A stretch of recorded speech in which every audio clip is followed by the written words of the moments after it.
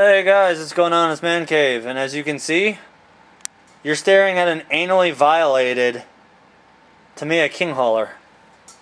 Now, the proverbial anus is right there, but it's not on the truck. And you might have seen this piece of steel here. Well, you might have seen that before in pictures too. Basically what I'm doing here is I'm making a removable boom for the back of this truck. So when the axles go back underneath it, this will sit on top in place of the fifth wheel hitch, which is over there. And using the 4 factory screws, I'm going to be drilling holes into this plate here, which will screw directly in to where it did factory. And then over there on that drawing, as you can see, the top rails of the boom are going to be 16 inches tall. And I've yet to determine the length of the bottom ones, because they're going to have to meet up like that. And at the top will be a wheel. And if you can see that box there, that's a winch. So what I'm going to do is I'm going to buy a winch, take the line off of it, re-spool it with a lot more line, and then feed it up through there, through the wheel and down, so it'll act as 2 different things. It'll act, number 1, as a pulling rig. Say somebody gets stuck, come up off the boom, that's not here right now, come up off the boom, and then where your hook is, to pull the truck, run a small section of chain like I did for my snow chains, have a J on this end and a J on this end, basically makes a sling. It'll hook under the rear bumper and or under the front bumper or whatever, and it'll pull it away. Or pull it out and get it unstuck. Or the second option is I can use that and wrap it around whatever I need to pull it out of the way.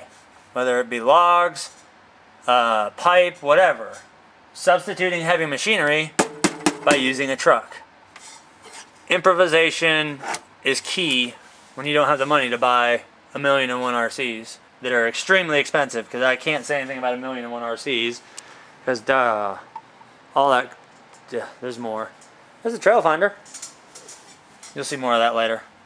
Either way, I've got to get this panel here precision drilled to go back into the factory holes, bolted down, and then I'll have to start taking some of this eighth solid rod, smooth rod, cold rolled steel, and then coming off of here at my angle up 16 inches, and then there'll be the lower rods over here. I want it as far back on the chassis as possible so it's not trying to lift the truck up.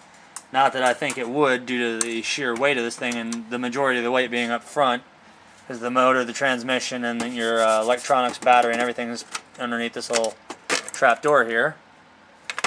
So, with that being said, I've got a ton of fabrication work ahead, but this is just something else that I'm building in addition to more trail videos that I'm going to be doing.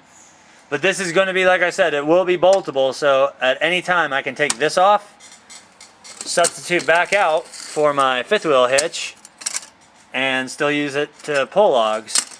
It'll just be a little twist on it. So there's the conception, the birth of this idea. Now we're going to start seeing it as it grows. So this is going to be like a child. We're going to watch it progress from birth to, hey, you're 18, get the hell out of my house. So here's the start of it, and hopefully pretty soon I'll have some progression shots of it. And I'm probably going to try and make this all one video too, just so I'm not spamming the crap out of my channel and getting the 300 videos already, just by doing a couple simple builds.